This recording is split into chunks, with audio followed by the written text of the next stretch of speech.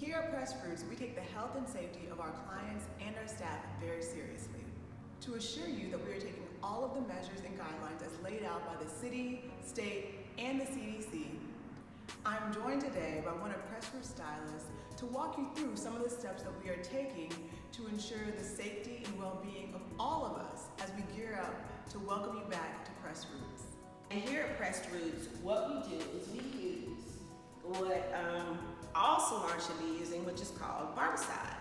And barbicide is the EPA grade disinfectant that kills all viruses and germs on contact. So we will always and continuously be using this to spray down our bowls, our chairs before and after each client, and definitely with the tools that we use to ensure that we're all safe and everything is clean.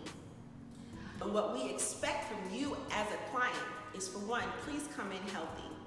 Number two, please do not bring any guests with you. Number three is that we ask that you wear the mask. We know these masks are tough.